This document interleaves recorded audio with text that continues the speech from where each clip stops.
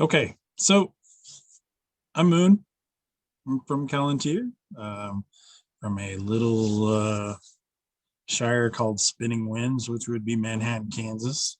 Real life, I'm Jason Polensky. So I have been in the SCA mostly on, but a little time off for the last 30 years.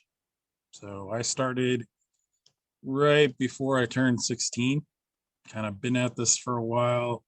And so doing things on the cheap is actually kind of important for me because I was a kid who had no money and I was doing it on my own.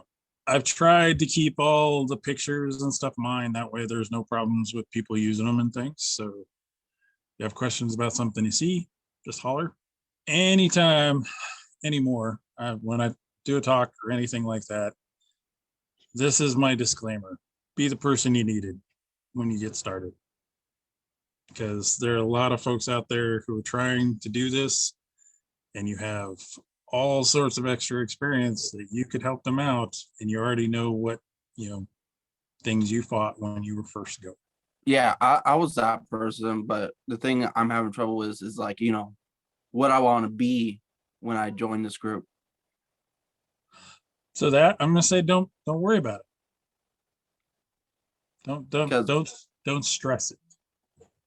Yeah, I was trying to, bring that down to a level because I was like, okay, so I like the medieval times, the Viking Age and Macedonians, and I was like, which one do I want to be? Do I want to be one or just all of them?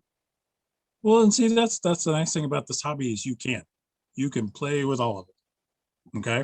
The main thing on being the person you needed is if you need help, think of all those things that you needed help with. As someone that's in this SCA, just in general, in life. Okay. So like you're starting at your age now, you get a few years down the road, right? And you see someone your age having those same kind of struggles, you think about those things that you went through, and that's how you help them out. Yes. So like say if you were 16 right now, I know and you didn't have parents in the SCA and you're trying to get this as a hobby, I know exactly how you feel. Okay. Or being a young college student, you name it. I started January, so I'm still new. And that's going to be the thing is a lot of people haven't had that luxury of going to an event yet or stuff. All the SCA stuff's online. Okay. So don't sweat it. There's no hard and fast rule, and we'll go over something. All right. Okay.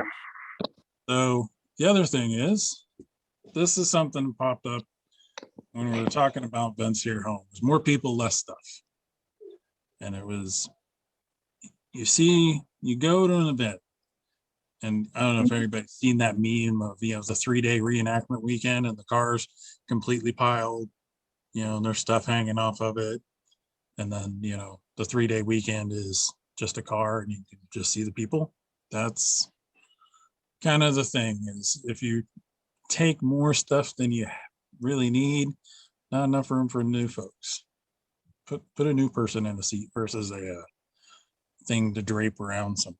So that's kind of my mini rant doing things. When we're doing this, we're going to you're going to pretend you have the budget of a teenager. That's where I'm coming from. But more importantly, you're a poor teenager or poor college student. Not everybody has that luxury of I can just go buy whatever I need. The other thing is in the SCA, reasonable attempt. That is our only pseudo sort of rule as far as like going to things. It's a reasonable attempt pre-16th or 17th century garb. That's it. Okay. It's just an attempt. We're also going to kind of look at the 10-foot rule. 10-foot rule is, does it look good from 10 feet? Things like that. And then looking it out in the ordinary places for the stuff you need. Also, remember, Roman counts as pre-17th century and does not require sewing skills. Right. I mean, you have literally the world to choose from, and nobody says you can't be Greek for a day. Nothing. So after that stuff, we're going to talk about clothes. The picture is my mini me. in my clothes, because that seems to be how it goes. They steal your clothes.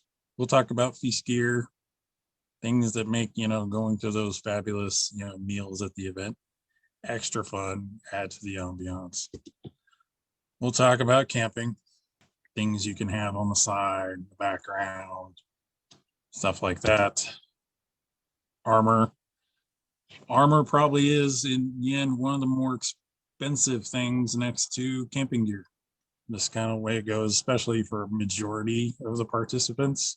And then we'll also go into accessories. And those are the things I have the most fun with, is all those little background items, the little things on the side that make you look fabulous that nobody really thinks about. It's like, it's set dressing for a person. So why the poor teenager budget?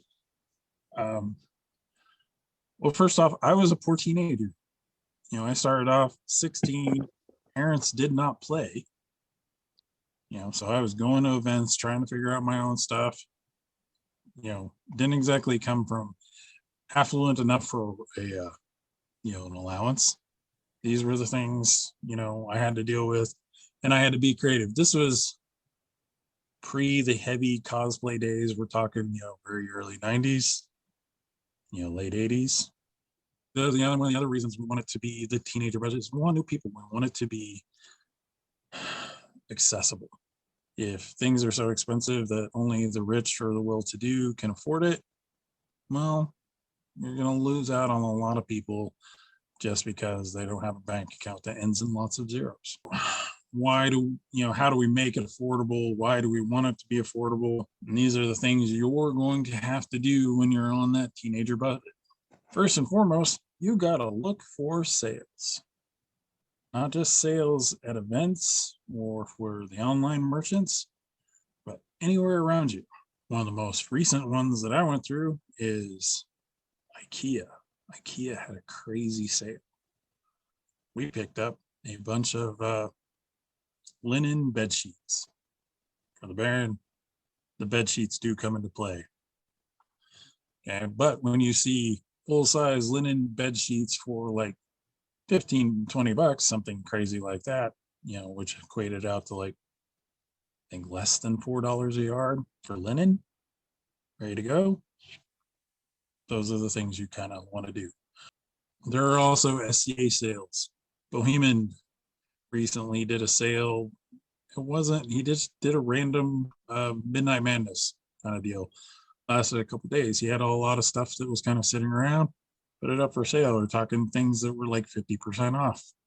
Things I might not normally, buy were suddenly affordable.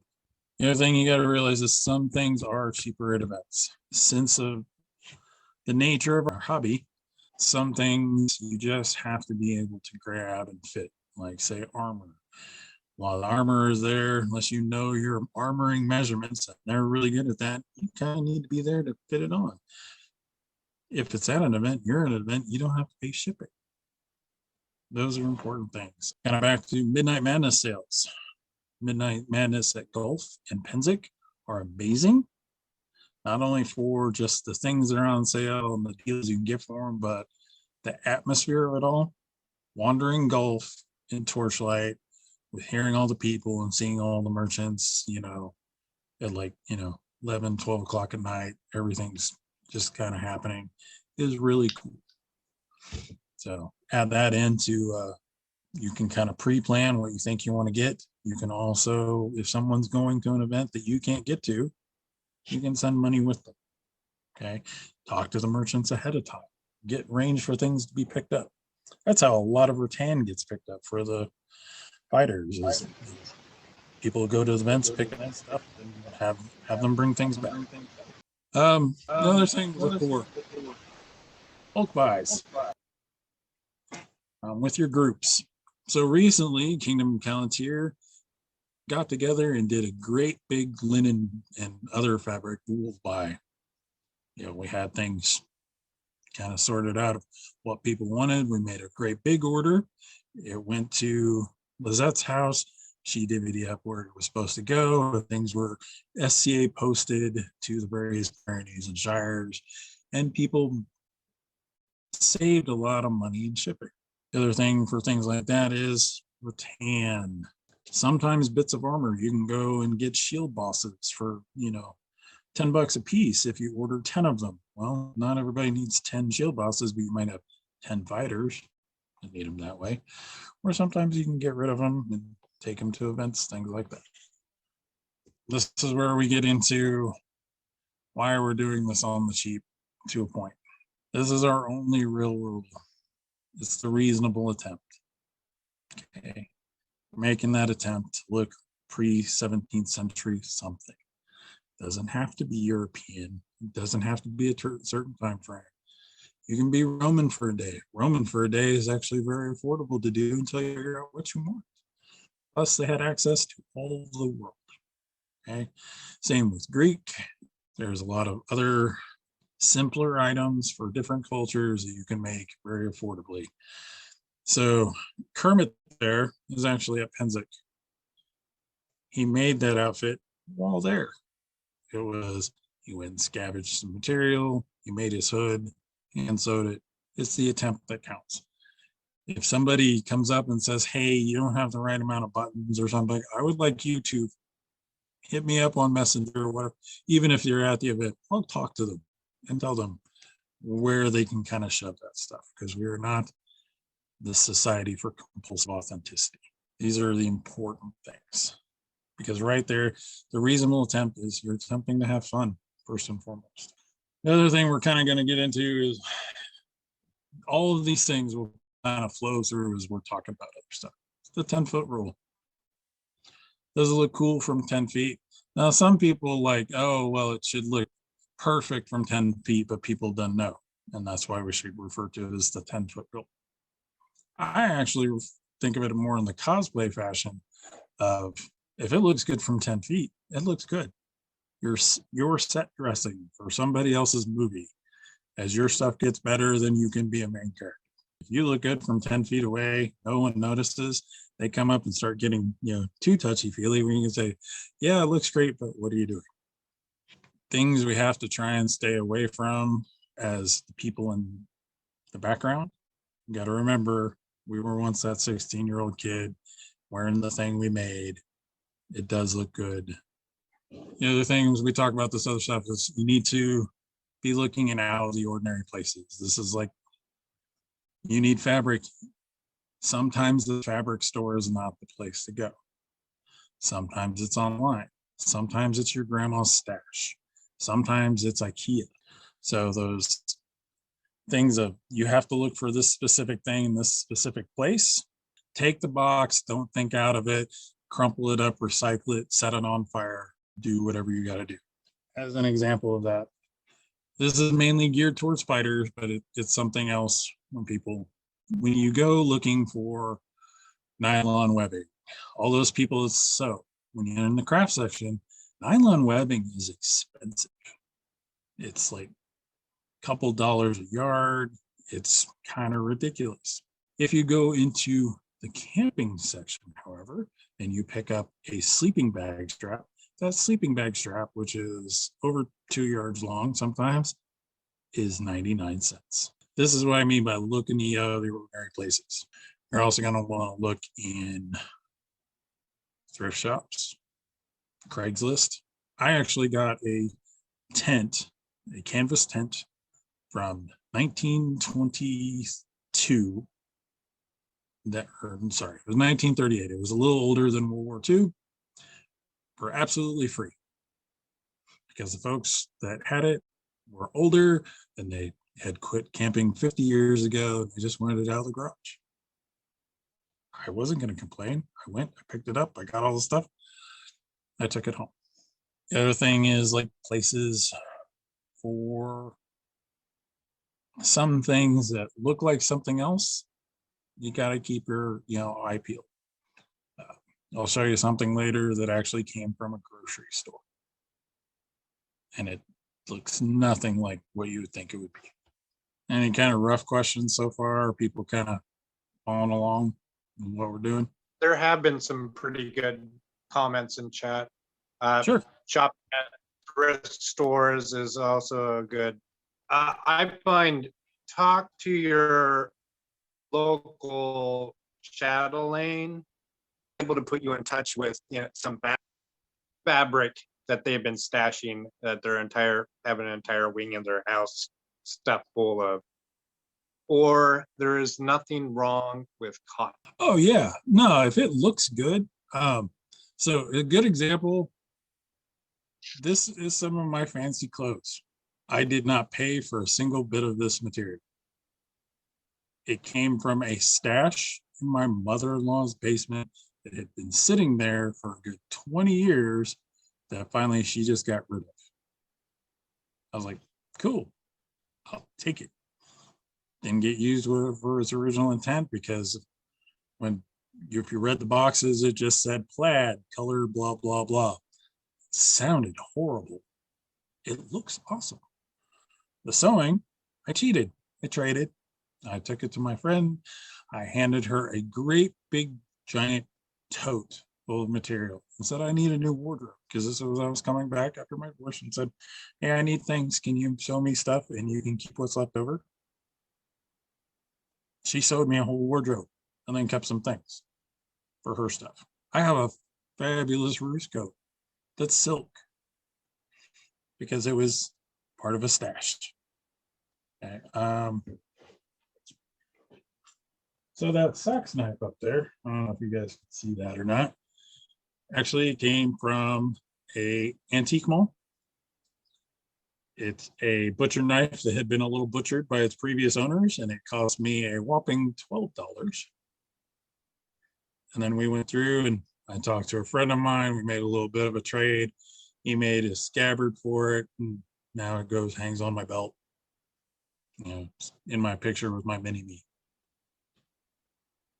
It's perfect. Unless somebody's really looking close, nobody's going to notice the difference. Yeah, so I just chime in here, but it also depends on what you're doing. There's so many different aspects to the SCA. Whether you're just hanging out, whether you're doing archery, whether you're doing armoring, whether you're doing calligraphy, whether you're looking for stuff, different things. It all depends on which route you're going on this stuff. Yeah. So think of a lot of the things I'm going to go over right now as you're already, okay, I want to do SCA because you think it's just cool. This is a thing to get you kind of started. So you figure out what you want to spend your money on. Because eventually you'll still spend money, but you're going to want to save it up too, because there are bigger purchases for things that just aren't as cheap, no matter what you would like to do. We'll start out with clothing, because that's the first thing you need when you go somewhere. I don't know if anybody's ever seen this lovely display, but this is Walmart. Most Walmarts. Cotton cloth in the rainbow of colors. Look for the non-pattern stuff. You can usually get it for, I think these days it's roughly at $3 a yard. Sometimes you can do better though. Sometimes it's just like, hey, this stuff has been sitting at Walmart forever. It's now $1 a yard. You never know. The other thing for material is you're definitely looking in sometimes the out of the ordinary places for the nice thing, but you're also going to want to look at doing things like, if you can't sew, you might consider trading with someone who can. Sometimes your local groups have a gold key or loaner stuff. But sometimes if you have a little money and you can pay to replace it, you can swap it. Depends on where you live, how they have it set. Usually, depending, most places, there's someone, if you can get the stuff, they can help you sew. Doesn't have to be hand sewn. It doesn't have to be, there's no hard and fast rules. Nobody's saying you can't use a machine. When he says you can't use a machine, well, they have other. If you don't have access to a machine, sometimes hand sewing is the way to go. Okay, hand sewing can actually be very affordable. It can also be I'm learning how to do this thing. Now, while we're talking about clothing, I actually want to go to the bigger elephant of the room when it comes to expense. Shoes. When it comes to your clothes, that's probably, when I look around, this is the most expensive thing. So here we have some of my my boots. The taller pair on the right, I managed to score for $50. But that was one of those things. I managed to get the leather, talked to a guy who made boots, said, what would you charge me to make me a pair? And you get to keep the rest.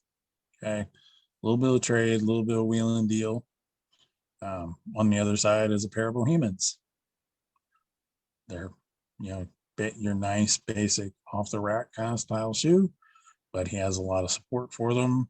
There are things you can get that make them, more comfortable. He makes them for insoles, but they are still a little bit pricier. I think those were around 75. However, there's nothing saying that you have to have handmade boots when you start. This is one of those things when we look around. Back to Walmart. Sometimes Walmart is the place to go, bizarrely enough, for shoes. But you don't want to look in your ordinary shoe section. You want to look in the slippers.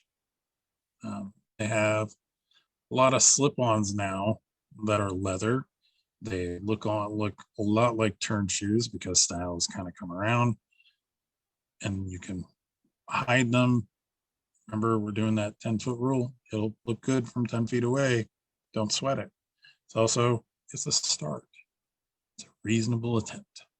The slippers came from Walmart as part of the project that I'm doing. It's basically a Norseman or a Roman in the bag type of deal, where how can I get these cheap things, have a set of clothing, and go. The other pair are actually, if you didn't see the laces, it'd be hard telling until you got close enough that they are a pair of Doc Martens and not, somebody's, basic term shoe. Those I can lace up nice and tight, hide the laces, and unless you get close enough, you're probably not going to notice. You put in a pair of leg wraps, wrap them up the sides. I can fight in those all day long. No one will know. Nobody will care. Shoes are probably going to be the thing. Just try not to wear bright white sneakers. Okay, we're doing the reasonable attempt. Other options, especially if, like, say, you do a quick and dirty Roman or Greek, on a pair of sandals, some of the newer flip-flops that are more woven or leather on the top work just fine. Nobody's going to care. Everybody knows, especially if you're wearing Roman or Greek, it's probably hot. Here in Calontair, you go to Lily's, everyone is, Roman for a day, Greek for 7. Okay, it's hot. We do the thing. So the other expensive thing when it comes to material, and that's why, cotton's okay, is linen. Linen in the picture, it's a really great weave. It's got a nice pattern to it. If the pattern were on both sides, you could do a nice Roman tunic, a very minimal sewing, level pinches. Problem is linen, depending on where you can get it, goes from $6.50 on up to, can be like $30 a yard, depending on what you're getting, how fancy it is. I have some of the hand-woven linen stuff that Carolina Calico's had it go for. That was pricey, but it's pre-planned. This is what it's going to do. This particular linen, the happy land of IKEA, came from the wonderful land of tablecloths and was on sale for, I believe, $12. By the length, I think it ended up being $3 a yard of this lovely linen. Now I can make myself a Roman tunic, stripes already in, very limited things. It's also long enough if someone, one of the ladies needed a Roman dress, you could do it that way too. Minimum things need to be done to it. You're folding it in half, and cut the hole for your head to slip through, a couple tacks, you're good to go. Plus, it's long enough if you do a tunic, there's something left over for something else. Throw in a pair of plain, like, khaki shorts that aren't cargo pant shorts, with the big pockets. You can have pockets, you can be hidden, You have plain shorts, longer tunic, some sandals, flip-flops. You're a Roman for a day. Costs you less than sometimes the price of admission to get to the event. Especially with clothing, this is where you have to be mindful of sales and exploring, going to thrift shops and finding material. So in Lawrence, there's an antique mall. Where the Saks knife came from. It's also where this plaid came from. That was sitting on a roll in a tube.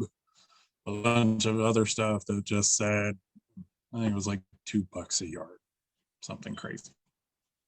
So we grab it, then we'll make some nice pants later on. Other things is, back to that looking outside the box. If you have an IKEA available or you have another similar type store that has things that aren't labeled as what you were originally intending it for, it's a fabric, but it's made to be something else. Tablecloths, some of the fancier tablecloths you can get, like it says it's a linen tablecloth, but everybody's like, oh, it's a tablecloth. It's $5 versus $5 a yard. Take apart the box, set it on fire, and don't be constrained by how you think. Have a cosplay mindset. Before we gotta move on to fee scare, anybody got any questions, comments, concerns? So we were talking about how scrub pants work really well for pants, especially in the beginning. Now, you might get a little hot in them if you wear them to lilies, as my husband has found out. But just basic pants to begin with, they're great. Yes. Or pajama pants. Now, the lighter weight cotton pajama pants, preferably without patterns. Although you can do the patterns, you have to be careful what kind you're going for. Not really in a, it wouldn't be period, but some are just really obnoxiously colored. There was a baron in my home shire that he wore women's stretch pants. And that's what he did. It looked like he had tights for his stuff. Unless you got up and felt up his leg, you'd never know. One of those out of the box thinking, going to take you a long way. There are more, they're not khaki pants, but they're more work related pants that are, coming in greens and tans and browns and things like that. It's more of a cotton, kind of like duck, cloth. It's not a jean, but it's not, it's not a khaki. Those work great. Plus they're tough, they're durable, but tucked in a boot, covered by a tunic, you couldn't tell you had pockets, and you have pockets. And I'm not saying a girl can't go buy a pair of those pants and have pockets. I wore one of those pairs of pants to an event once, and it wasn't until the end of the event that my friend noticed, it's like, you're not wearing period pants. I'm like, they work. Oh yeah, I have a pair of I think they're Wrangler work pants that I had because I was like, you had to have a certain color pants for this box store or something. They were great. None of the pockets showed. They were nice and light. They were comfy in the heat. Perfect. And I had my pockets. I could just grab my phone, do whatever I needed to do. I think they had a stealth pocket in the leg, so it wasn't so bad if I had something tucked in it. Okay, so here is another one of those pricey things, unfortunately, if you want the really fancy period stuff. Now, first and foremost, you can go to thrift shops, antique malls, stuff. You can come away with those wood bowls, plates, serving platters, to your heart's content. Usually you can look around and just kind of give one of those winks at somebody that's already in the SCA and been there for a while, and they'll have a pile of them that they can pull out of a tub and just bestow upon you and say, please make it disappear because we have so many. It almost gets into like this bad habit some of us have. Like, oh yeah, and then you don't touch it for 20 years. I'm going to ask an odd question for folks, and I want to think about it. When you go looking for fee scare, do you go to an event and hope they have something or one of the many potters? Or are you like me, go to Target or Big Lots? I found mine at Home Goods. They're great. So I'm sure there are probably some people. Oh, there she is.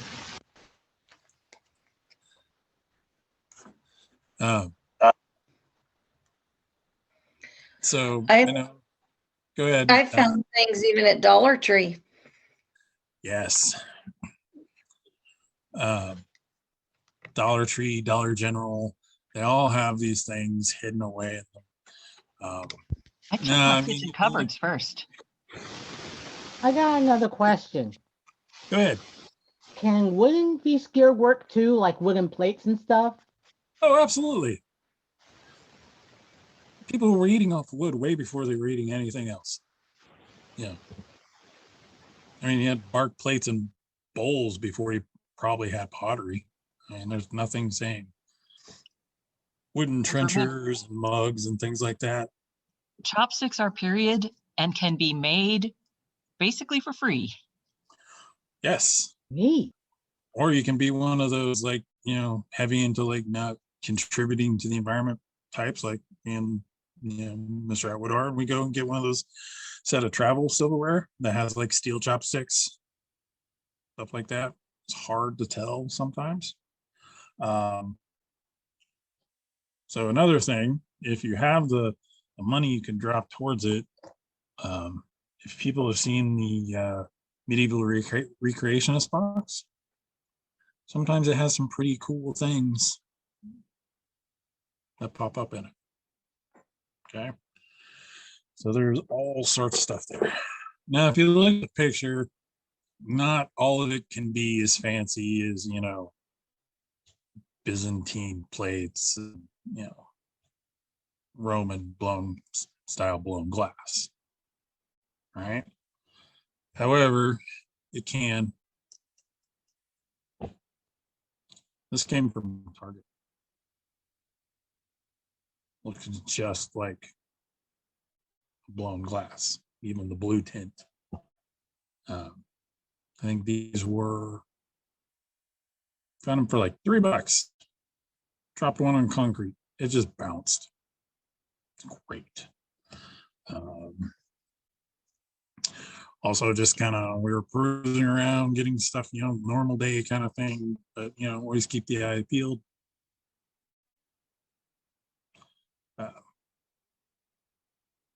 It's plastic.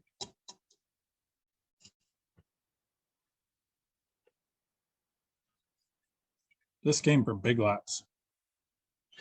It's melamine, but it looks awesome. We have a whole set. And when we were in there, they're like, it's Big Lots. They're clearing stuff out. It's like, $1.87 a plate or something like that. We looked at it. I'm like, okay, we need stuff for 4 of us. We have plates, we have bowls, we have a big bowl for the waste bowl. Nests all inside of it. It's ready to go. In fact, it's all in there back in that basket. So, these are things, it doesn't have to be a break the bank thing. As much as I would like to go and buy my friends' ceramics that are fabulous and well worth the money, sometimes I just don't have the cash for it. If I can creatively, look for something that I don't have to worry about necessarily it gets broke, because it's not going to slide off. If it slides off the table, more than likely it's going to bounce, or it gets scratched up with age or things like that. You don't have to retire it to a shelf. Plus, it's a start. Yeah, sorry, I chime in here, but yeah, I would, as a new person trying to look medievally, I would avoid brass cups or brass goblets. They make anything like wine or anything like that taste absolutely terrible. You got to clean them out really well and watch out for electroplated brass cups that are silver, because the silver electroplate wears out and you've got the brass base underneath and it tastes terrible. And watch out for pewter mugs that aren't pewter. Pewter is okay, but there's some that look like they're pewter out there, but they have a lot of lead in them. And pure pewter will say on it, it'll say pewter England or pewter whatever. If it doesn't say anything on the bottom, don't buy it. Yeah. Some My of them 2 are also cents. bad aluminum. The copper ones, though, what you really actually have to look for is ones that have been tinned on the inside. If they've been tinned on the inside, they're okay. Things like that, bizarrely enough, you want to go to the alcohol section and look for the ones from Moscow mules and things like that, because they're meant for more acidic things going into them. They've got the tinning coating on the inside. It's much, much better, and they look cool, and they patina on the outside. Historically, though, like things that were copper and why they were so shiny, it was to show you were a clean cook, because you had to clean that stuff to make sure it would make people sick because of the buildup and things from the patina on there. So, feast gear. The other thing is sometimes you can just go in on something with somebody. You see like a thing that's a set, and all of you don't need to sit together. You can get pieces of set divided up. This is also one of those things that you can just talk to family members that travel. Sometimes they have things that are just sitting on a shelf that they don't touch, but they brought it back because it looked cool. But more likely, it'll work for you just fine. So, any kind of questions on the feast gear? I mean, I would love to go, have a whole set of Lars wear. He's just down the road too.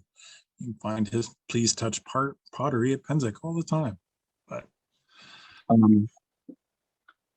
I would I'm doing great, and I read that the Greek make their shields out of wood and brass. Yeah. So So- and then I'm trying to see if I could have someone help me work on it. I mean, I try to get my dad to do it, but he wouldn't do it. So I'm trying to see if someone can help me make it. I mean, I do have a shape of a small shield that the Macedonians use, the phalanx, Mhm. because they use small shields.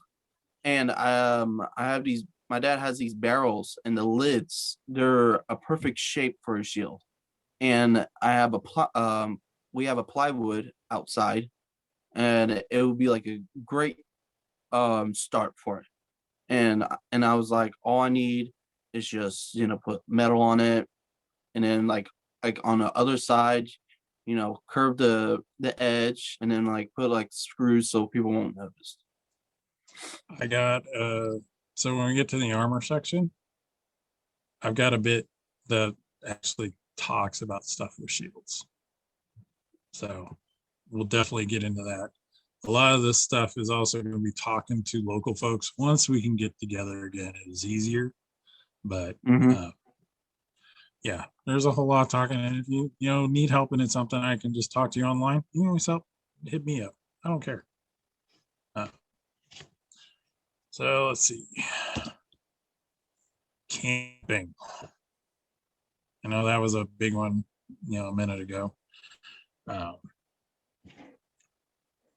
Next to armor, I would say this is probably one of the big number one expenses, especially if you want to go big, you want the period tent, things like that. There are things you can do, which is harder for me to show, inside and stuff, but there are some things we can go over. So tents. When you're looking for a tent, ideally canvas is going to be one of those things you're going to want to look for. Nylon tents just don't quite work. They don't blend in. You don't get that feel. Not to say there's anything wrong with them. We're talking about your starting, right? Some of the newer cabin tents have they're starting to get more of a look to them. There's the sole pads, which are canvas. They're kind of a medievalish, kind of to me, Isabel probably crack up this. They look like a clove of garlic, sitting out. I have never thought about them looking like garlic, but Now now you're I'll just never gonna unsee get that. with garlic forever. The sole pads are actually very close to a period Mongol tent style that you can see in some of the Middle Eastern manuscripts. Yep. So this was my home at Penzic, or not Penzic, but Lily's a couple of years ago. Bizarrely enough, this is not my home. My home is down here in this bag. I had my hammock, I had a tarp, knew where I was going to camp. And then my friend said, no, we're not letting you sleep in a hammock. We have an extra tent. Here you go. Somebody pulled out a bed. I had stuff. Sometimes just borrowing. Big camping events are fewer and far between, depending on where you live. Calentier, I mean, there's maybe 4 a year because of the way the wars go and stuff. So you have time to build up stuff for camping. You can camp with someone, trade space for helping with the dishes when, people cook. Different things. Looking for tents. Sales are going to be one. Now, when you're looking for tents, tents are kind of a weird item because a lot of people, bizarrely enough, they get the wall tents, which are very Roman, but they come from the Civil War reenactors. So you kind of have to know where to look. You also want to look, be a master of hashtags these days, because when you're looking around, you'll see hashtags for every little thing, from SCA to LARP to Civil War, you name it, it's there when you're searching around. So you kind of dive in. Good example, like I mentioned before, I actually have a really old canvas tent that was 80 years old when I got it, and I got it for free off Craigslist because somebody was getting rid of it. It was one of those things I just had to keep an eye out for. Nothing wrong with camping, especially if you're starting, you're, single person, single kid, there's space for it, go for it. It's cheap. Other things you can look for is sporting goods stores.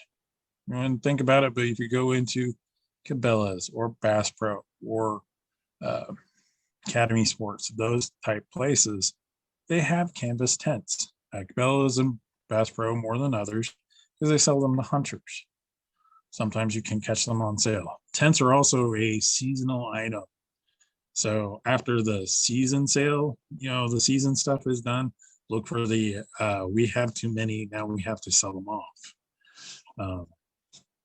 Cabela's and Bass Pro have clearance events. It's just kind of sitting there because they ordered too many. Not as many guys came in because they weren't, haul up in the mountains, do things, stuff like that. It's kind of like RVs sell in the winter for stupid cheap because people got it in the summer and they decided they're never going to do it again. They just want to get rid of it. So other places to look, the end of Penzic, end of Gulf. People bring it in, but they don't want to take it home. Sometimes they even pre-plan that they're not taking it home. There are entire, I don't want to say households, but there are communities that, it is cheaper for them to come in, have it set up, buy it, camp there, and then leave. And then someone gets to break it down and take it home for cheap. I think we saw, if we'd had the room, we totally would have got it. It was a large yurt for like $400 or $500, but we didn't have the room because we were packed in a car with a kid. Otherwise, it was going home. Craigslist once again, Facebook Marketplace becoming a bigger thing. You can put tent. Sometimes you put canvas tent. Kind of search around, put soul pad. Generic soul pads are getting more and more affordable. I mean, you can get one that's the largerish one for around $300 now, which is really nice. And it packs down into a bag that isn't much bigger than some of the camp cots. So fit in the trunk of a car. The Bellas, the Bash Pros, things like that. DIY. This is going to be one of those things where, yes, it can be more affordable, but you have to be careful how you do it. For summers where you don't have to worry about real high wind or a whole lot of extreme weather, depending on where you're at, canvas drop cloths, at least the 10-ounce ones that you're not going to cut. You can do simple, I don't want to say lean-to shelters, but more of a covered area, couple 2x2s, you're set up where you go, put some grommets in. Next thing you know, you have a nice little living room, place to camp out while you're watching tournaments. You can do Norse tents. Norse tent can be done with a larger canvas. One of the other things when you're looking for canvas is actually look for canvas that's not for tents, not for covering things like canvas meant to cover semis in their loads is cheaper, but they're also a lot bigger. So you have to kind of scale what you're looking for. There's I think it's like canvasdealers.com or something like that. If you just type in canvas, they pop up. You can get nice 10, 12-ounce canvas, some of it treated, some of it not. If you know what size you need, pre-plan, you can do Viking A-frames, pretty affordable. But you have to be very wary when you're doing things of, these are heavy things. So shipping is going to be a factor. Different stuff. If you have a Granger's near you, sometimes you can get those larger tents and they ship them to the Grangers and you go and pick it up. You don't have to do it. Harbor Freight. Sometimes Harbor Freight can be your friend for canvas, and sometimes the larger wool felted moving blankets. All sorts of stuff. That's once again, we're thinking outside of the box. We're trying to do these things, get things out of the ordinary. Looks like we have a hand up from Layla. Sure. Hi guys. I actually made a tent this summer and out of a painter's drop cloth. So it's canvas on one side and it's been laminated with plastic on the other side. Mm-hmm. And it cost me maybe $50 to make the tent. And it is, let's see, here's my tent. And nice. Yeah, and it was pretty simple actually to make, and pretty cheap, and it breaks down really pretty small, which is nice because I like to travel. And then it just had a basic frame with a dowel there and some recycled pieces of wood from a futon that I didn't want anymore.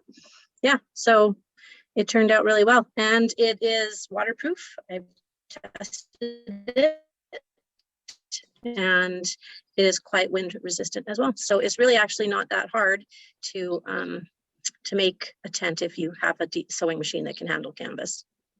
So do you find you have to open it up more though for the breathability with the coating on the back? The doors aren't made of the same fabric. I made that out of waterproof, like upholstery fabric for summer, like chairs and stuff, just because I happen to have some and I liked the look of the stripes. And but that adds a little bit of breathability. But yeah, it does get a little bit of condensation in it at night.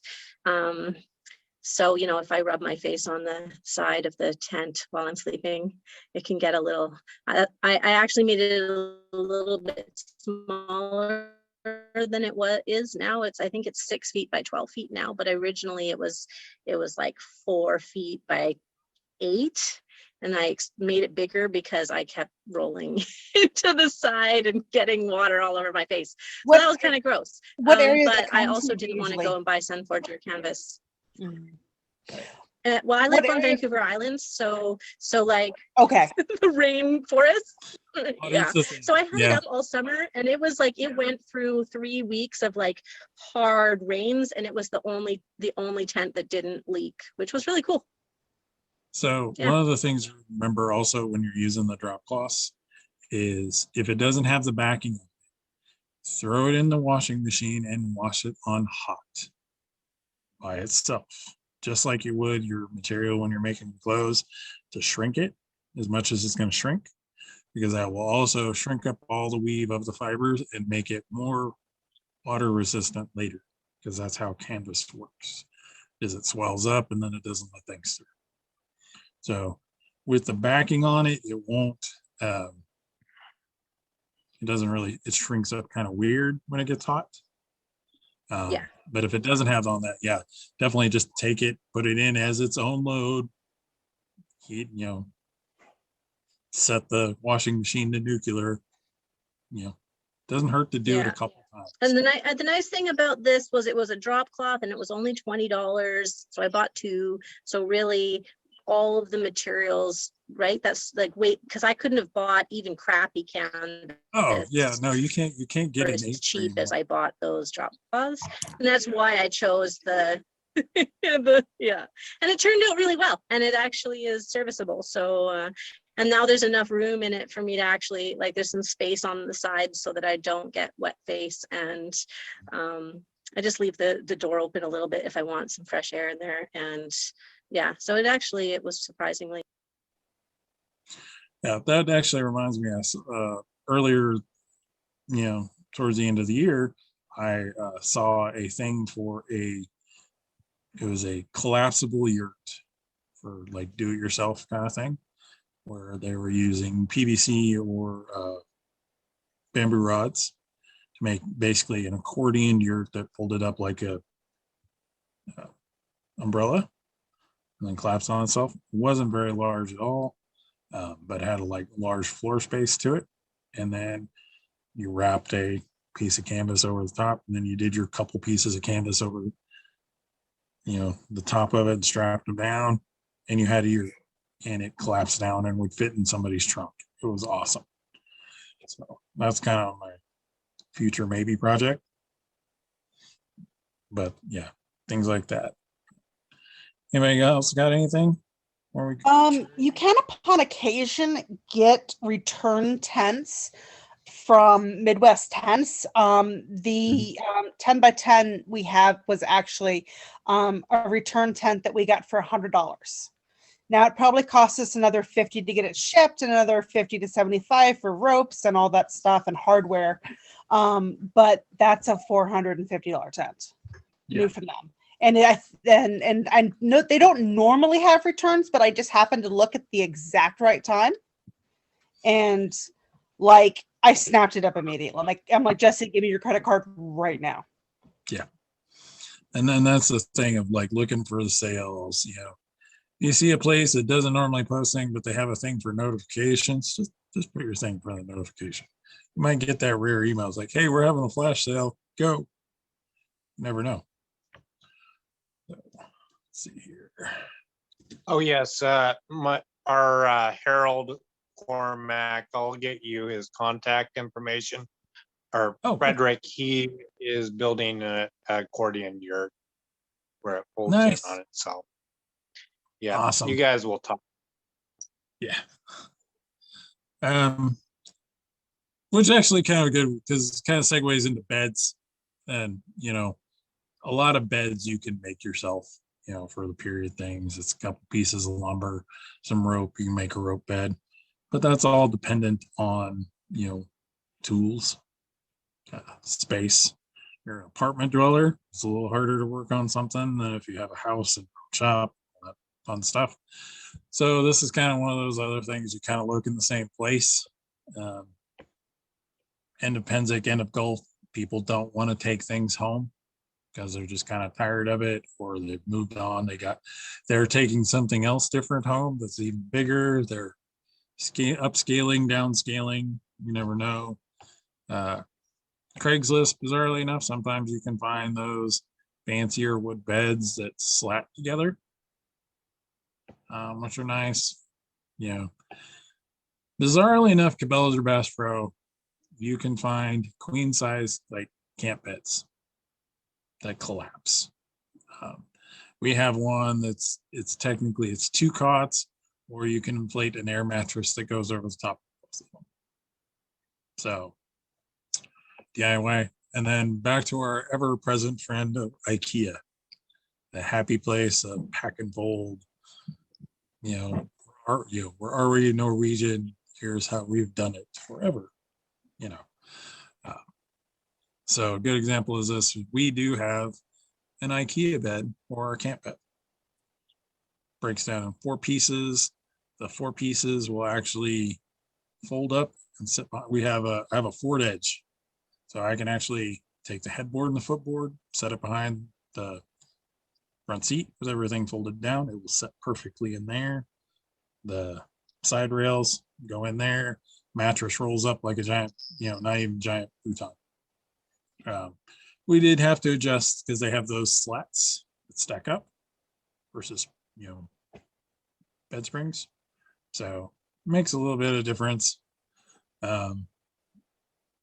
Actually passing through IKEA last Monday, they actually have some of their, more basic beds that are, I think the one we got, which is a full-ish to queen size, was $50 when we picked it up. Couldn't really complain. You can also do slat beds, rope beds. Those can be done with some, minimal power tools, but you also have to have space. You have to have a little bit of time. Patience is a huge one. Different things like that. I personally have a bedroll I made that is, now this is not a cheap project, but it's a reindeer hide with a mattress that kind of rolls up it. But it's something for when it's just me. I don't have a lot of things. I can roll this up, roll out, and I'm fine. And I'm like in a heavy duty sleeping bag. So there are lots of options for beds. When you get into like other things like accessories and stuff like that, I know a lot of folks are like, ooh, the LED lanterns now, the torch lanterns are really cool. They're, in my opinion, still kind of pricey. I wait until like they're at the end of like the season, and then you go pick them up, after everybody's like, doing all their stuff for, barbecues and stuff. Here's my tiki torches of, doom and stuff. So let's see. There was a question about cheap carpets. Cheap carpets. Menards.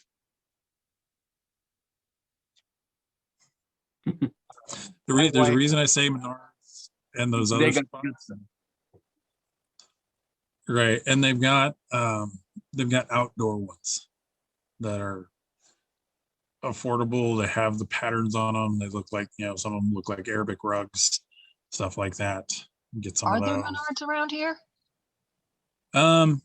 If there's not Menards, you have Lowe's, you have Home Depot, all those box, home supply stores. Actually try to make, because I know they have like for wood, they have like oak wood, and I did research for wood that I'm planning on making a real actual Viking shield out of oak wood, and build it how they build instead of buying one offline. Yeah.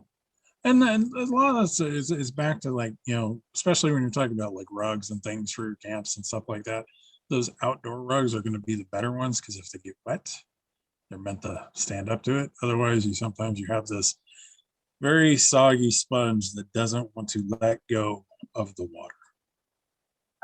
My wife found it was an Asian market, a plastic mat that was woven like the grass mats, Mhm. which made for a really nice ground cover. In Kansas City, there's an Asian grocery called the 888. They have a whole weird back section that has those. Some of them are grass mats and like rattan mats and things like that. Others are the plastic ones and stuff. Yeah, you can walk out like $5 and you have this like 8x10 rug that, keep your feet off the wet and stuff. No matter what you do with that, though, I would set a tarp down below just in case, especially you guys up more, in the rainforest. Water's a thing, spongy things are a thing. You don't want to take this whole sponges home. I mean, I'm from where, rains, floods, storms, snows, ice is over, and then it's, nice sunny day by evening. So kind of all the same with a tornado in between. So my first Gulf Wars was Gulf NATO. So Oh man. I have seen the river that runs through it. And I also know that because we had the large tarp that was the same footprint as the tent, all the water went underneath. And my feet were dry. I was just riding it out. So, a lot of the things when you're doing stuff is you want it to look period. But, some of that stuff is more expensive. When you're out camping and things, by all means, take your propane grill, stuff like that. You're doing little things though, you have a little space, you have a little period in camping making. As much as I would love one of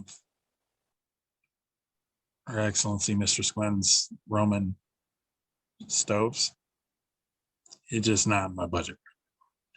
However, I was at our local Mexican grocery store and I found this. It is a ceramic grill. It's meant to be cooked in. Same. I'm gonna head for bed. All right, man. Just See keep ya. an eye out. You'll be able to see the other stuff. How big is that? It is this big. Oh, you could actually like cook something on it. Yep. It was also only $20. You might want to check with Gwen about those grills. I know there's some she's, at least last time I was at her house, which was of course pre-pandemic or the very, very beginning. I think there were some she was actively trying to get rid of. Yeah. But it's one of those things of like, I can, where's the money go? Plus that one, I don't feel as bad if it gets broken. I want one of those now. Yeah. They're enough race. They're Mexican enough race. They're meant for cooking, doing the little, specialty dishes. The spot down below, you can put coals up top, do different things. Bizarrely enough, our local Mexican grocery is a great place for ceramic ware, ceramic plates, like mugs, different things like that. It's bisqueware for the most part. So where I live, that's actually kind of handy to a point that sweats a little, keeps the drinks cool. Nice stuff. I think for about 25, I picked up a folding, like the legs fold under, portable fire pit. Mm-hmm. And I'm sure you've seen the one I'm talking about at events or something, but maybe $20-$25 and it fits in a bag and it's, I've cooked on site at events there and stuff, and it wasn't that big of an investment because I don't have $200 or the space for a fire table. Yep. I have a little, it's a camp grill that's like, one of those folding ones, puts in its own bag. I think I snatched it from like Menards or someplace like that for like $10 on sale because it was like halfway into winter and it was just sitting there all lonely. So yeah, there's all sorts of stuff. You can get those.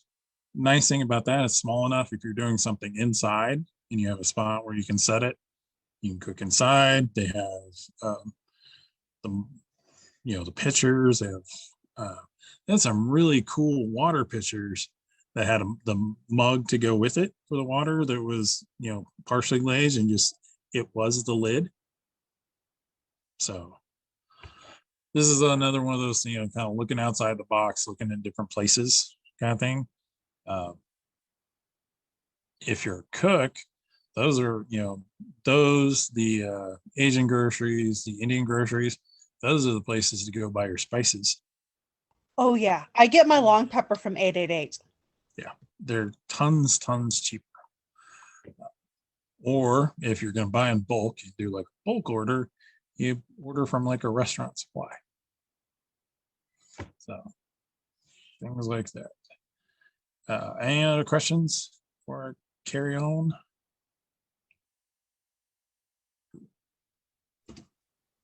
Okay, well, it's too bad he had to go to bed, but armor.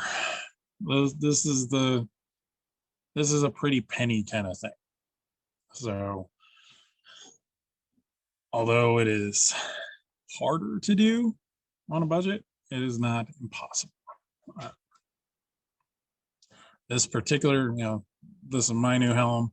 It is the worst helm ever because I haven't been able to use it. It's terrible. Armor. How are we going to do this cheaper? One of the big things is kits. Available out there right now are some awesome helmet kits. Gray Cat Armory has two that one is like a Crusader type, another is a Valsgard type. You can get around $150, which is pretty nice. You put them together yourself. There's certain options you can get where he does some of the pre-dishing or creasing for them, stuff like that. Got a long-time friend of mine, he put one together and it just looks slick. He took his time, did some bluing on it. I think he did some etching. It looks fabulous. And it's a kit. Nothing wrong with that. The other thing is there is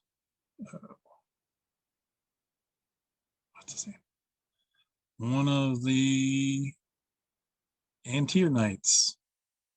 He'll if you purchase the supplies, come to his house. He'll help you make the helmet. No big deal. That would be Prince Kenrick. Yes, Crazy Ken. Yes, I was thinking of. Yeah, there are lots of guys that will do that. If you get the stuff, take it to their house. They have the tools. Another thing people knock on at eBay, sometimes your friend, because as much as we don't like to admit it, there are folks that are just either done fighting, they're done with the SCA, or they have extra and they've made a bunch of stuff and they want to get rid of it. eBay is the place to look. Now Facebook, Marketplace, all those things. Things like that, though, you want to get the most out of your shipping because when it comes to metal, it's heavy. I think the helmet kits come in a big flat rate box, which is a bonus. Things like that. Other armor things, DIY, where armor guys, fighters are the kings of DIY in a lot of ways because some places it just doesn't exist.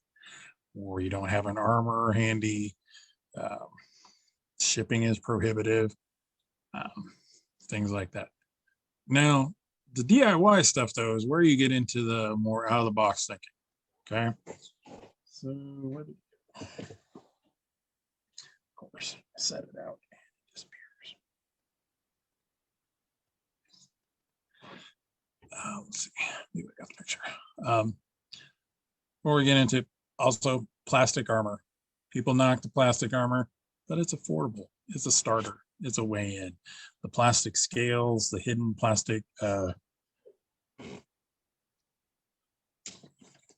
high density plastic for elbows and forearms, the hidden stuff. If it's hidden, who cares? Nobody cares about, sports guys having plastic, high impact stuff. Oh, you should see all the amount of sports padding I have underneath my stuff you can't see. Yeah. So this is where we get in, like, a lot of things. Guys get Under Armour, the 5-pad shorts, max protection, stuff like that. I got these 5-pad shorts on sale after football season was going, as far as like training. They were like $20 and they were on sale at Dick's. Super comfy, I don't really have to wear much in the way of thigh protection. I have a couple things that I can strap on if I want. However, my out of the box thing is my knees. My knees came from Nart. These are the most comfortable knees I've ever had to fight in 30 years.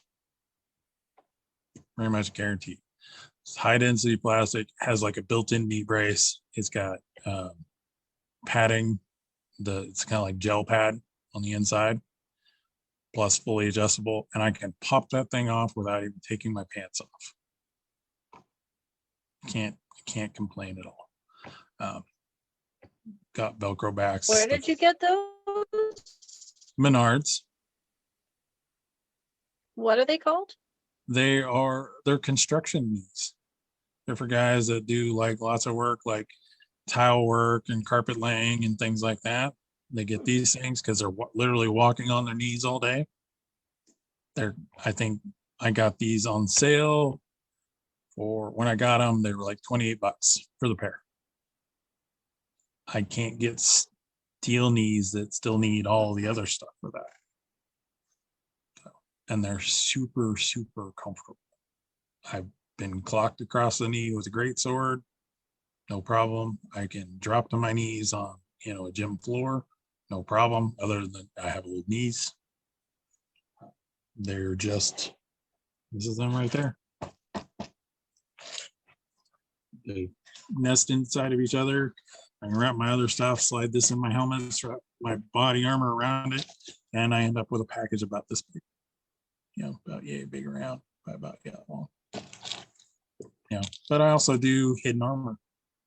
So not quite the same for those guys that do the fancier, like 13th, 14th, 15th century mafia kind of stuff.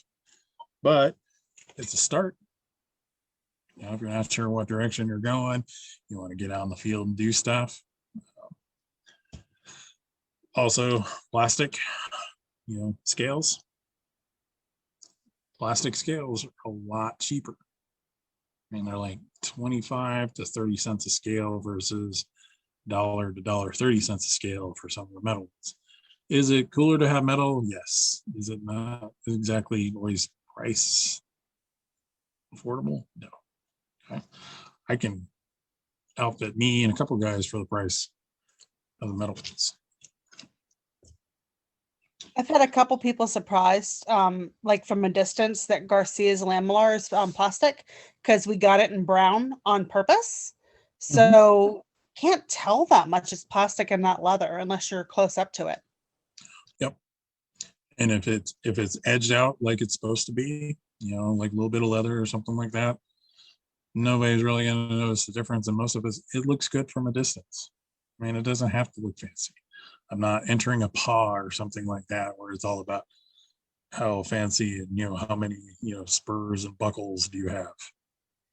I think this is a affordability thing to get people playing. So also for like the weapons, kits, Master Eric at Munitions Great Arms, he does weapon kits, where it's the stick of the rattan, it's the plastic basket hilt, it's a thrusting kit, all in a kit. Can't afford much else. Hey, it's a start. So hopefully he'll be able to see this. This is when I was looking around making a new shield, I saw that you could go to like Gray Cat Armory that does the helmet kits, and I was like, oh, okay, let's see. Does he have a shield kit? No. Unfortunately, the really fancy shields, or you deck it out the way you really want to, it's a couple $100. This shield, however, had a well, earned life as a Kansas State street sign for speed limits. I picked it up from a local recycler for the weight of the aluminum. Went through, I believe it is 24 by 32, I think, in size. Went through, painter's drop cloth to the rescue, a little spray adhesive, put it down and started painting. This picture here, when it was nice, shiny new, hadn't been beat on yet. My stunt double over here has it after some, couple wars and some beating on, but it's still in good shape. It's hanging up there. The only real damage that's actually been done to it is from metal. So I do need to redo the edging a little bit, but that was a mistake on my part where it was cut a little bit too short, and when that stuff starts coming off, it just comes off. But cost me $50. Look at my shield I got in my little thingy right there. That's about a 30-year-old no passing sign that I got from Sven Redbeard. And Yep. That's just a new paint job I did here last year. A buddy of mine did for me. Yeah. So the speed limit sign I bought for by weight of aluminum. Aluminum right then was literally $1 a pound. A full-size speed limit sign weighs exactly 7 pounds. Yeah, I think the person who was talking about armor or shield earlier, he was talking about making an oak shield. Mhm. And I think if you're new to the SCA, you'll find if you talk to your seasoned fighters, they don't want that big, heavy oak shield because they want to be out there fighting all day. And that big, heavy 20-pound oak shield is going to drag them down and they'll be done fighting within 20 minutes. Yeah. Well, and it's a learning process. I mean, you can do 2 1/4-inch panels of plywood that are offset oriented and glued together. It's extremely light. It still does the same thing. Put some veneer on it. A lot of guys put a wood veneer, like almost like the drawer stuff on the back of their shields to make it look like it's wood panel instead of, metal.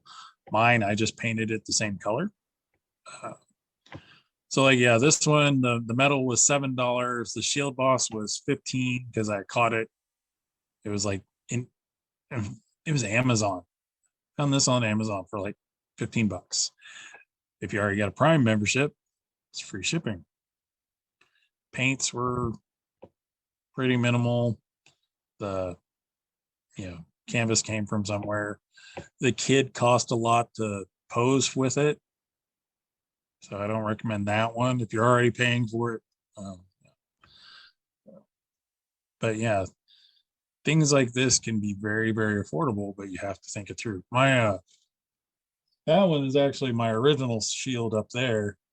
It started life as a street sign, and it's got some hosing that we claimed from a Parker Hannifin, which makes hosing, but the ends that come off the spools when they're done making it, if it's too long, they just snip it and toss it in a dumpster. Just free range. I still think the best shield is another sword. It can be. Just depends on how smart that other arm is. So let's see. Before we get into the accessories, anybody got any questions? So what worked pretty well for Garcia when he was looking for a helm is actually just kind of put that information out there, and he was able to buy one from someone who wanted to sell off some of their old gear from several years ago.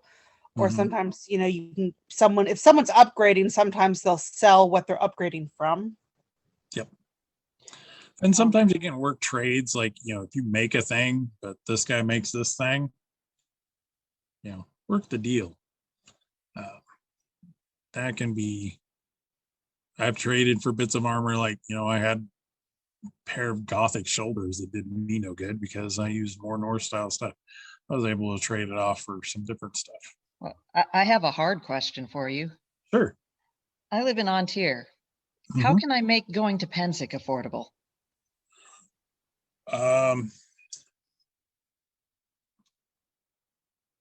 Probably so I know Ontier doesn't send very many people to Pensick if they even get to go. So, you know, my kids live in Longview, Washington, so I understand the whole travel up there and back and forth and everywhere else. So if you wanted to make Pensick affordable, you're going to have to start talking to people that go now. Because one thing you can do is it's in a way, it's throwing your money towards something versus throwing it away on other things. If you're up for a massive big road trip, that's like 4 days to get there, you know. But if you know people are going, you're going to have space. You can fly into Pittsburgh, be picked up, go to camp. You know, you provide, you know, stuff for, you know, meals. They provide some space. You know, you do some camp labor, like, you know, helping with the dishes or helping with some of the cooking, stuff like that. It can be very doable, but you have to have that. This is where the support network comes in.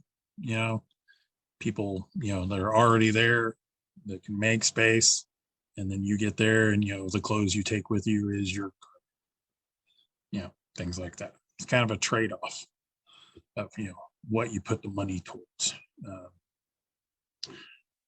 Especially for bigger events like that, a lot of the bigger encampments do meal plans. So it's just however many people are there, you know, here's my $50 towards food for the war. You know, you get the meals, but you know, you come in, do dishes, whatnot, whatever is needed. Sometimes the cooks just say, get out of their way, throw us your money, it'll be okay. And other things can be, it also depends on how long you're going to go. Pensick is a 2-week event if you go for the whole thing. So it's kind of a toss. It's possible, but it takes lots and lots of planning. I had actually commented earlier in the comments because we have a campmate who flies in for Pensick every couple of years. I'm really spoiled. I'm 2 hours from my door to site. Okay. Yeah. So, but we keep her stuff. Like she flies in with just her luggage. We have a tent. We have a camp chair. We have a cot for her that we just keep. And when we've had other friends come in from a long distance, you know, something similar, some camps in our group have had a hotel tent. Yeah. Where the camp just has a couple extra tents. And if we have people coming in that we know, you know, they can come in and join us. They just need to bring their suitcases. And all of our groups have some sort of a meal plan. We got enough cars, you know, you need what, you know, she picks up. And when Ingrid comes in, you know, we go on a grocery run the day she comes in and get her all the things that she didn't have to carry, like her snacks. You know, we give her space in a cooler. Well, yeah, right. I mean, right there, if you think about it, you two right now, that's the SCA social network. She really wants to try a Pensick. You're there. You already have like the logistics of how it works. It's just, can we squeeze an extra person? Or do we know something? The Cleveland group is enormous. There's lots of us to meet and make friends with. Huh? So Pensick is very doable. You know, for me, I'm in Kansas. We just drive the 14 hours to get there. Yeah. I think that can't be underestimated. I mean, I know that if like Moon were to give me a call and say, you know, I've got this friend who's coming into Ontier. He really wants to do Ontier West War. Can you hook him up? You know, whether or not I'm going, I could hook that person up with somebody who's going, and they would be all set up for the whole weekend. Wait, as long as they're fighting on the Ontier side. Well, and seeing it's entirely possible that friend's going to be me, because my kids are already up there. They're halfway between him and them and West War. So be like, yeah, hey, I'm coming in, or just another event. Well, That's and- actually, I'm go sorry, I was ahead. just gonna say, I had the same thing happen. I had met this lovely lady from North Shield one time at Gulf Wars. I wanted to go to an event in North Shield. She said, I'll get you a tent. I'll get, basically just bring your garb and your teaching supplies. My husband and I will take care of the rest. They said, come by the house at this time. The tent will be sitting in the shed. Here's the code. And then, I rented a car, and then they met me up at the event the next day. Yeah. And that was on, hi, we've met and talked like 3 times. So when I was 16, probably not going to talk about the legalities of what I did at 16. A bunch of local guys said, we're going to Grand Outlandish, which is just outside Albuquerque. I'm like, I'd like to go. And they're like, $50. I'm like, yeah, but I don't have any stuff. They're like, we don't care. Just $50. We'll cover everything. Then I'm like, I'm a poor kid. I don't have $50. A friend of mine who's like a freshman in college that year, he goes, I'll loan you $50. He wrote me a check for $50. Actually, he wrote them the check for $50 and said he's going. And then I went and talked to my dad about it. But yeah, I was packed in a van for 10 hours drive to Mexico over the night doing the event that weekend. $50, I was there. It was awesome. I didn't buy the food, didn't do anything. In fact, my site was built in to the 50, but that was like 1992. You could do that a little bit more for that, but being that 16-year-old, like, yeah, just jump in the car and go.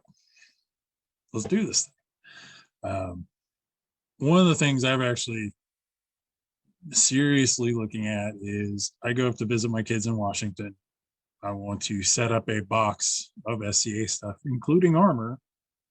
So if I get up there and there's an event, because my older two do like going to, they'd like to start doing events, but pandemic. My youngest really likes to go. He's been to Penzig. He's all in it. But flying up there with all the stuff can be prohibitive. I'm at the point now where I have 2 helmets. I have roughly 2 sets of armor. I can leave a tote at my daughter's. Bunch of clothes that, hopefully stay fitting over the winter and stuff like that, because almost 50. Yeah, thing. And then It's amazing how those darn clothes shrink over the holidays. yeah, plus the pandemic weight on top of it all is terrible.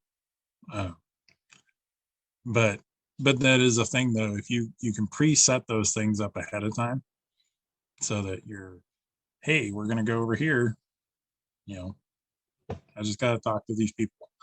The SCA social network is huge. It's like 4 to 6 degrees of separation from bear killer kind of deal. Somebody who knows somebody that got you there. So I would say, yeah, talk. You want to do Penzig? Go for it. It's awesome. It's an experience. You just got to weigh what you can take, what you can't take, what's got to be there. You have a year to save up for it. Go for it. Anybody else got anything? Or go into the really fun stuff?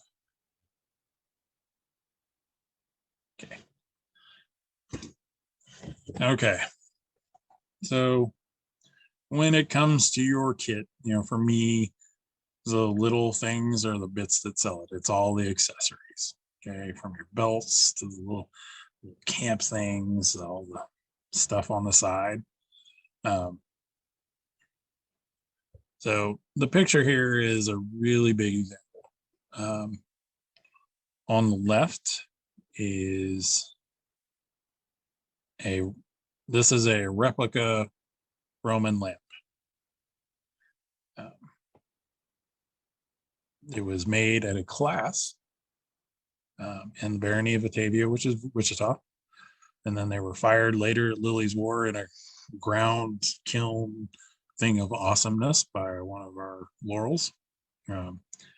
Didn't cost me, I don't think, a thing to do it, because it was come in, take the class, you got to make the pot.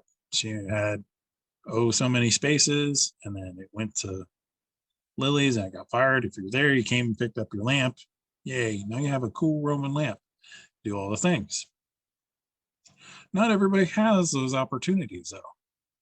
However, if you look around, you can find these little lamps. This came from my local Indian grocery.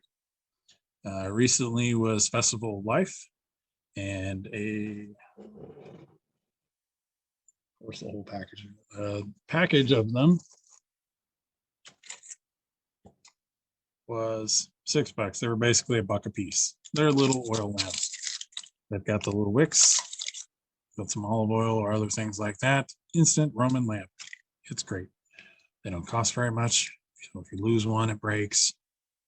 They're meant to be disposable. They're little terracotta things. I won't be as heartbroken if my fancy, molded, special project one dies, but it happens. The other thing is there can be a lot said for scrap. You may not have anything necessarily to do a whole thing, but you have scrap pieces. So a good example is one of these. Not familiar with what this is. This is my rendition of a Sami sewing kit, which actually for lots of Norse cultures is even still used today. A lot of them were made out of bone or ivory. And then what happens is it's a hollow tube, rolled up, has your needles, you have threads, things like that. And the whole trick of it is basically this, closes back up. And then what you do is it slides back in the tube. Bigger? Yes, sir. Thank you. Okay. So the sewing kits, for the Sami, the Norse, you can still find them today. Were like bones, bits of ivory, they're hollowed out. Right. This one happens to be bamboo simulating river cane from my Cherokee persona. Okay. It does, slides out. And then you have either a piece of leather, a piece of fabric, something like that, where your needles and your thread stick into them. And then it folds up. You basically make it back into a tube, and then you just slide it in the tube, and then the friction from the tube, because it's hanging, holds it all in place. This was all scrap. It was a couple inches off a piece of a bamboo thing from the garden, scrap bit of leather, a little bit of leather off some other stuff, and then the sinew I just threw together. There's no metal bits to it. The ring was just put on there to keep the ring from going away and getting lost. That actually came out of the medieval recreationist box.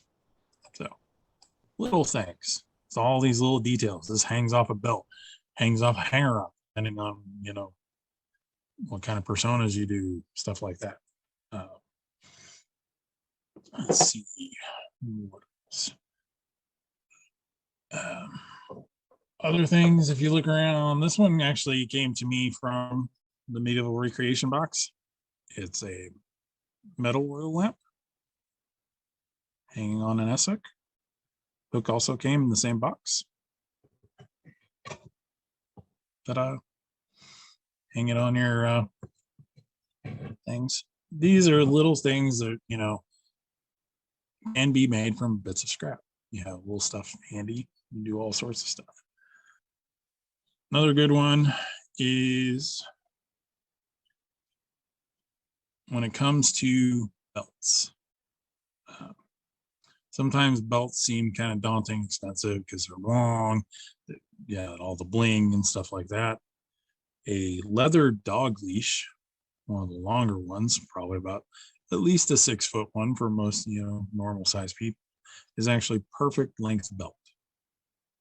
If you're average, I am a solid SCA medium, so I am not average. I got, got to get a long bit. However, they're only 1/2 inch by like 1/4 inch thick long. Traditionally, they don't have to have fittings on them for like if it's just your basic everyday belt. They have little slits, and then the other end of the belt is slit. You go through the slits, and then it's a friction type, and then you just kind of wrap it over itself like you would be tying off a ring belt. Okay. But a leather dog leash, from somewhere like, Petco or somewhere like that's having a little sale. Next thing you know, you've got a really nice leather belt. Nobody ever knew the difference. Accessories. The other thing on accessories is sometimes you have to look for the sales. This was a Bohemian was having his sale. This was stupid marked off. And I snatched one up for myself. I didn't have a fancy knife before it. Let's see. Have the other stuff. So speaking of belts, I was once gifted a black, really nice 14th century belt. And when it came time for my belt color to switch from black to green, I actually went to Tandy, which we're lucky enough to have a Tandy in Independence.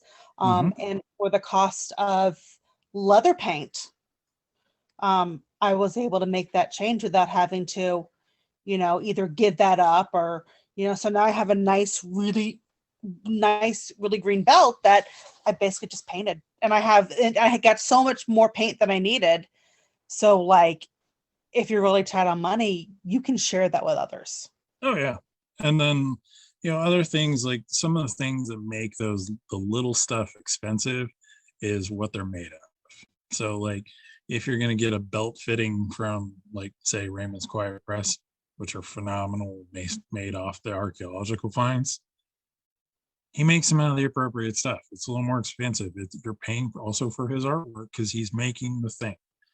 But, if you get the fitting, and then you find your leather elsewhere versus buying a finished piece, makes it more affordable.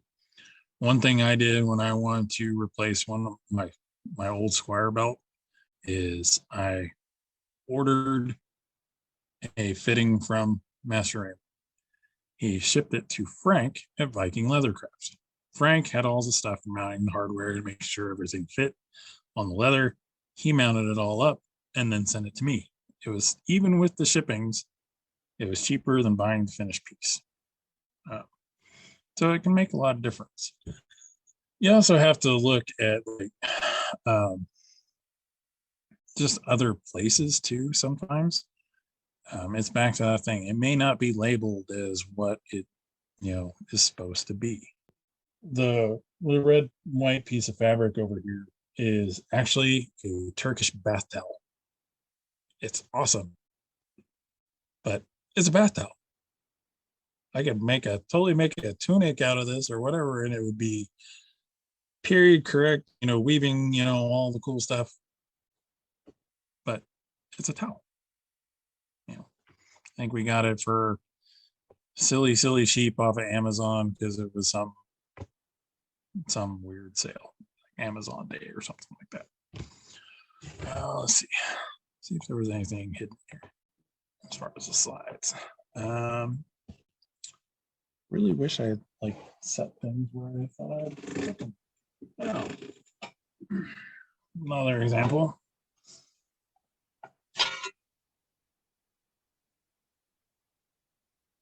Amazing Arabic style, Byzantine style plates, copper plates. These came out of a thrift shop, Kansas City, on a whim. We were waiting for the restaurant to open, walked in, awesome copper plates.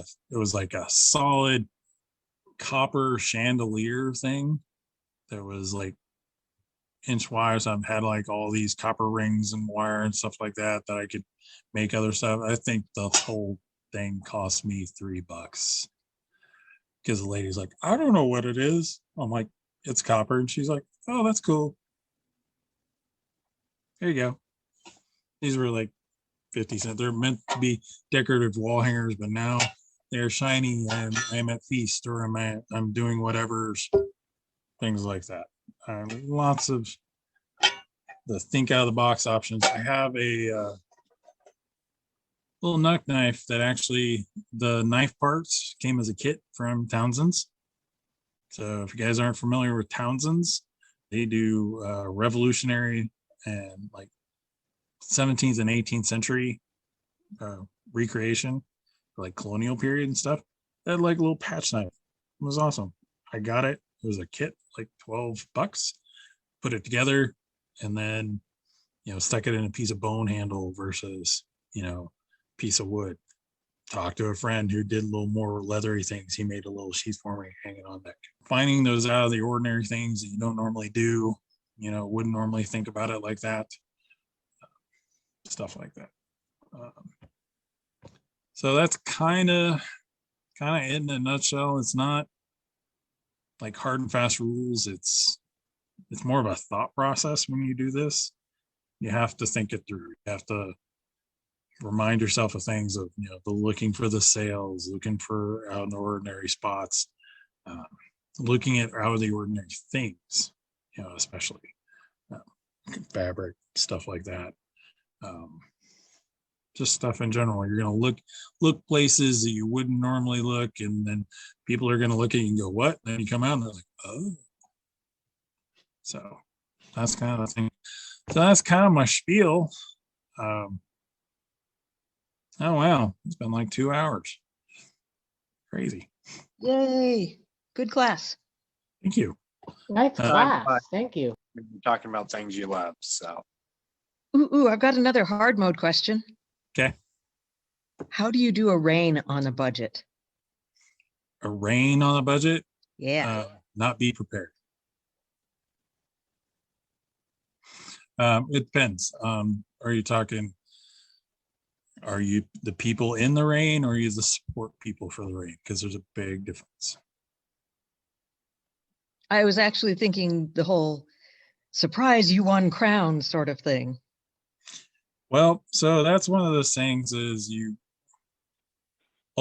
shouldn't go into it without planning to win. Now there is stuff in the background to help with the reigns, like there are some travel funds and things like that, but you have to figure your reign is going to be more expensive than your normal SCA year, and you may bow out afterwards for a while. Same thing for the Baron and Baroness. They may bow out for a little bit when they step down and go, no, man, we're not responsible for anything for a while, because the travel that's involved, the expense for different things. Well, there are kingdom budgets for that kind of stuff. You have to figure you're going to have to not only devote your time, but your vacation, money for things. Plus, you may not get to have all the fun you thought you were going to have, because you're going to be going around doing all the meetings. Are you trying to imply that the financial committee meeting is not the high point of the SCA experience? It can be the high point, but I think it's because people are oxygen deprived by the time it's done. So, yeah. Being the crown is expensive. Yes. Being on the sidelines is just retinue can be expensive. Because yes, yeah. Especially when they're like, hey, nobody else can go to the thing, but the king's got to at least be there because they're expecting us. Cool, put him in my car, let's go. He can pay for the gas. That type of thing. Well, I figured the trick for retinue is to make sure you have retinue I distributed think- around the kingdom. What do you mean by retinue? The retinue are the people that follow the crown around and help make things happen in the background. And remind the crowd to drink water so they don't pass out. Yes. Or I think the key to doing a rain on a budget is having a bunch of people around you who believe in you, who are really footing a lot of the bill too. and sometimes having those people spread out across the kingdom, so you're not putting the burden on that one person to travel, do all the traveling with you. So you know, it's like, okay, hey, I'm gonna crash at your place this weekend, but then I'm crashing at his place the other direction. And when my squire brother was king, and nobody was really expecting it, that was in the revenue, that became a crash course of, okay, first thing you do is you go make sure she's eating. I'll go make sure he's eaten and had a shower. And then we're going to put them in the meetings for the next couple of hours where they can just decompress while they're being terrified all at the same time.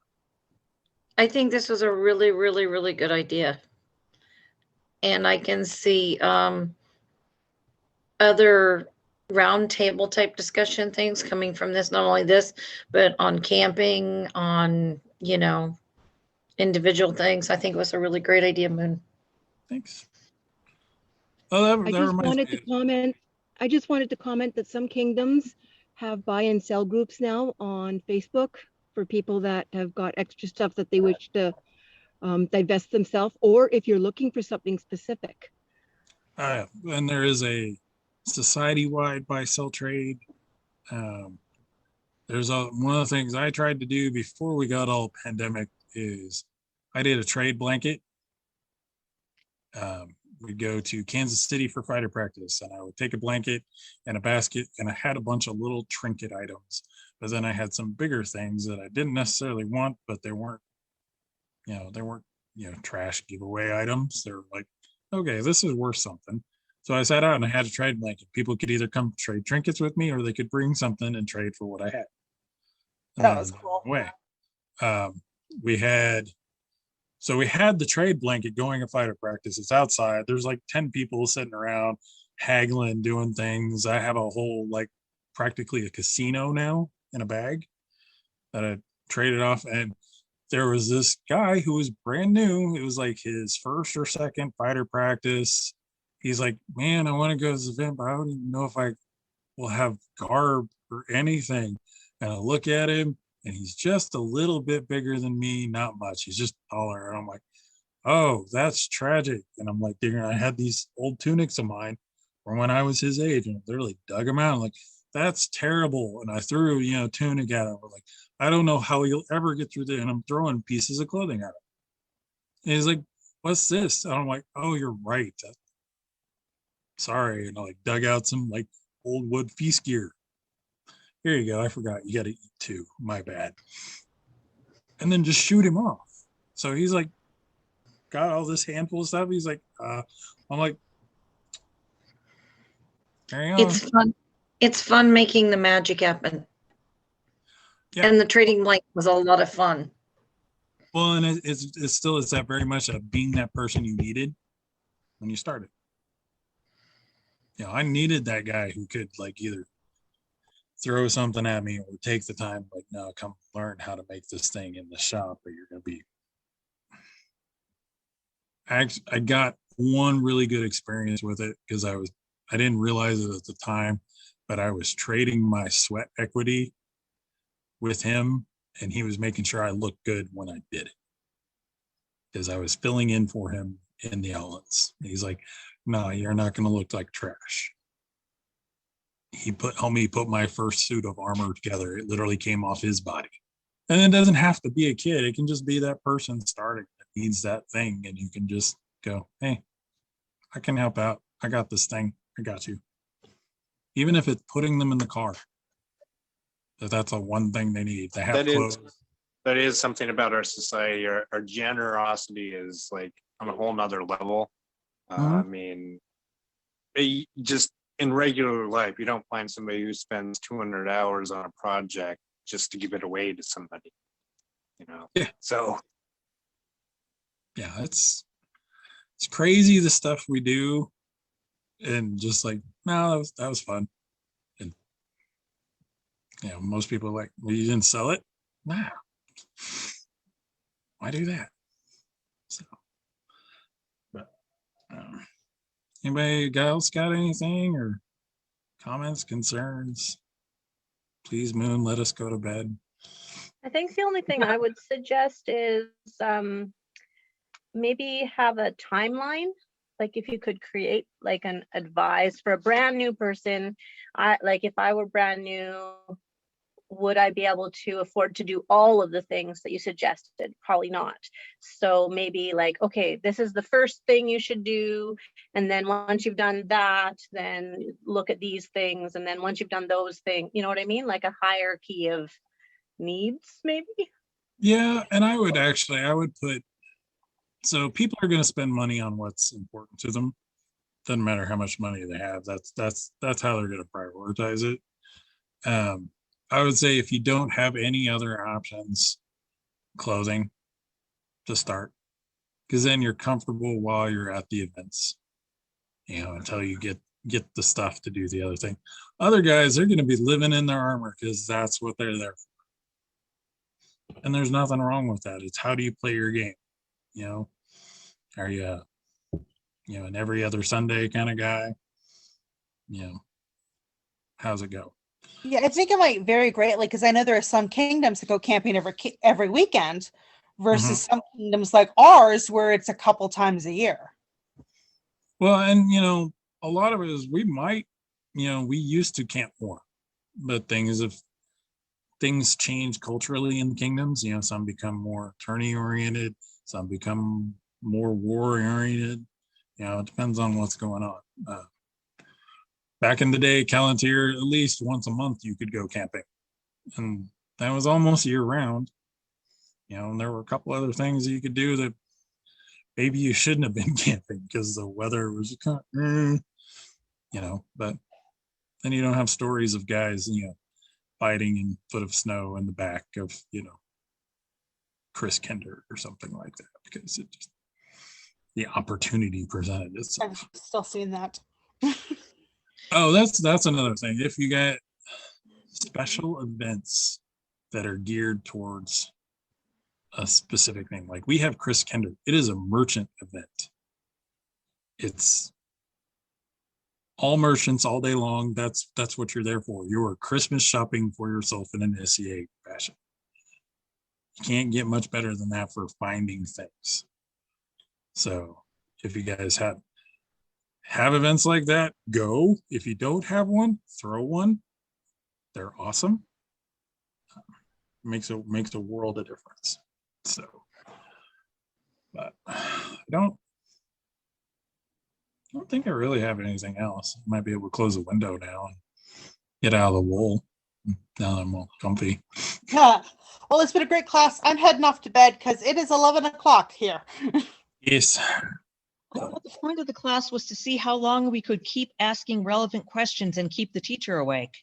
It doesn't matter to me. I'm getting up no matter what anyway. So, Moon, I wanted to thank you for teaching the class. It's been a great class.